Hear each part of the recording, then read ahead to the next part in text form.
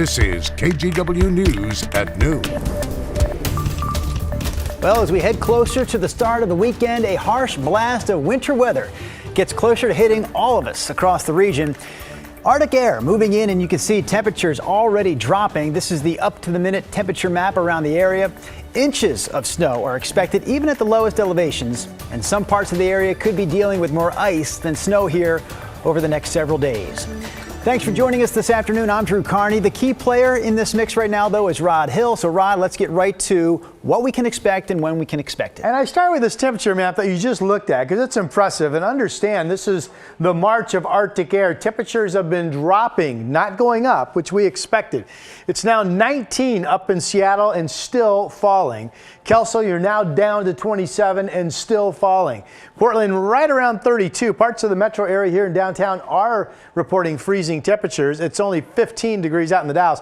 Could be a little while before the temps really start to drop off down in Salem and Eugene. In fact, Eugene is at 46 degrees. One thing the National Weather Service has now changed the timing on their storm watch. It was set with the advance of the cold air around noon today, but now due to an obvious lack of precipitation, that storm watch does not begin, or it's been postponed until early tomorrow morning on your Saturday. That's when most of the moisture is going to start arriving. Right now, you're looking at some mainly flurries in the light white gray shades, some speckles of light rain down around Woodburn and out to McMinnville.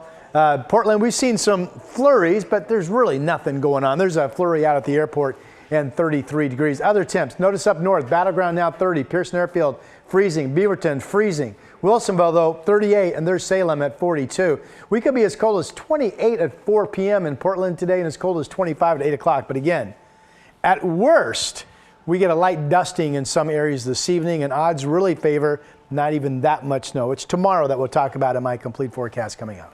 All right, Rob, we'll check back in with you here in a few minutes. But this weekend's forecast has already led Multnomah County to officially declare a state of emergency. So that'll take effect starting at 5 o'clock tonight and will last until at least noon on Tuesday. County Commissioner Jessica Vega Peterson says part of that state of emergency means the county will open up 6 severe weather shelters. She also said several more shelters will expand their operations, and some others are ready to open if needed over the weekend. We know there are critical tools to stay safer, drier, and warmer. Vega Peterson says shelters will provide over 400 beds for people living in the cold. In Washington County, extreme weather shelters will start accepting people in just a couple of hours at 2 o'clock. Shelters there will be open 24 hours a day throughout the duration of this weather event. KGW's Blair Best is covering the full scope of Multnomah County's state of emergency. She'll have more on that order coming up later this afternoon during the news at 4. For a lot of people, TriMet may be the best bet for getting around here over the next several days, although ice can also be Max Line's biggest enemy.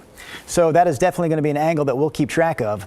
TriMet buses, meanwhile, are definitely ready for the snow and potential ice. Most of the fleet equipped with those drop-down chains that they always like to use this time of the year. The biggest issues for anyone catching the bus will likely be delays and having to wait at stops for longer times in extremely cold temperatures. We also checked with transportation officials for Oregon, Washington, and the city of Portland. PMOT says hundreds of its employees will be running on 12-hour shifts starting today.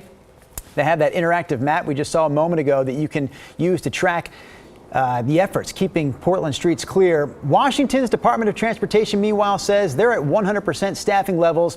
And we also heard from ODOT, which we know is still dealing with a staffing shortage. But longtime spokesperson Don Hamilton told us the state has already provided the funding to pay crew members overtime this weekend. If we learned anything last year is to make sure that we don't stop until the snow and the ice stops also, because things keep coming out of the sky and sometimes they don't stop. We don't stop until that stops. Travelers might experience any combination of rain, ice, snow, slush, or serious accumulation beginning Friday afternoon well into Saturday. So in terms of preparation, that means our crews are ready. That second person we heard from there was WashDOT spokeswoman Kelly Hanahan. So the best move is to just stay home this weekend if that's at all possible. A lot of people got ready for that scenario by hitting local grocery stores over the last 24 hours. KGW's John Adams brings us more on that.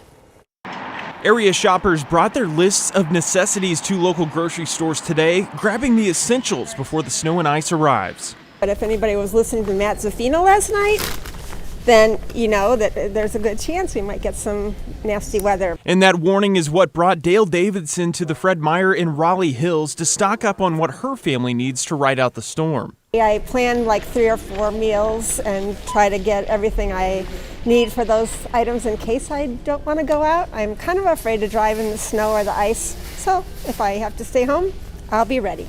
A representative from Fred Meyer told us they've seen an increase in people both in store and ordering online.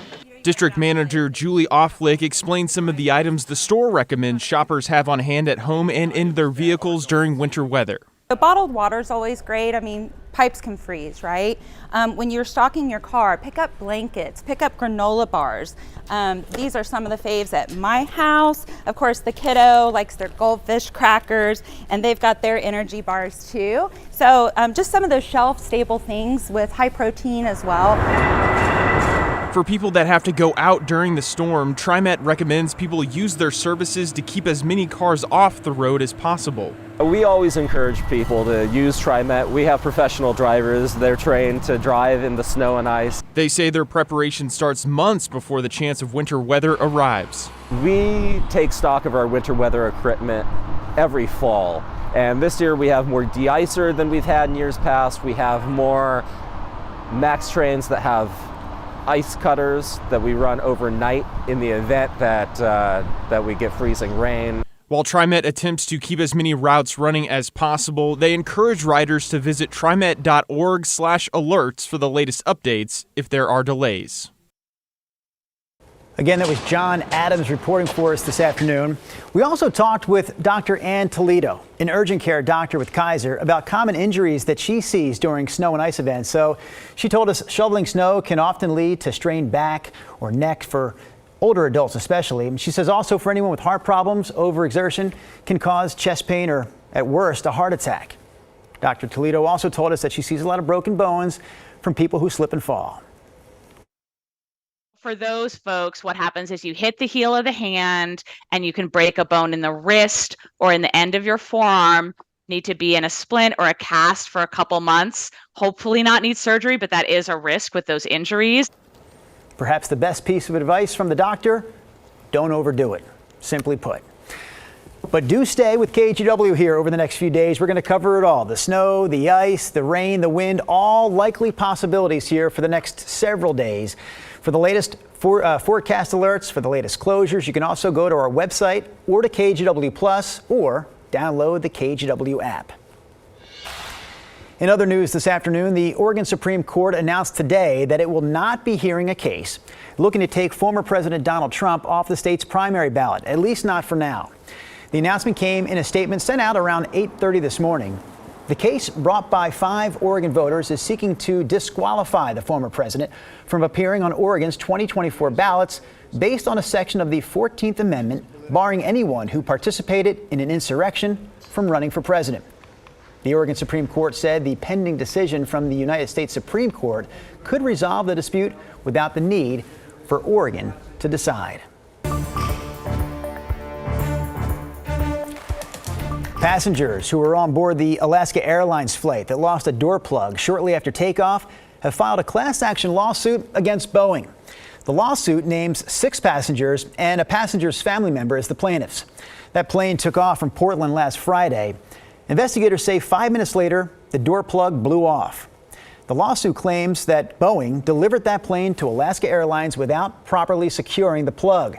And an attorney for the plaintiffs described what they experienced that night as a wide-awake nightmare. One of our clients said she didn't even know if the cockpit crew was alive.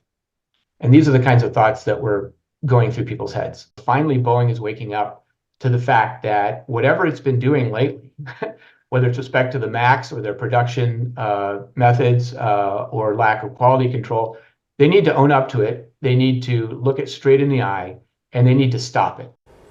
That is Seattle-based attorney Daniel Lawrence, who we just heard from there. The next step here is the court deciding who all will be included as part of the class in this lawsuit. Any potential damages will be decided at trial.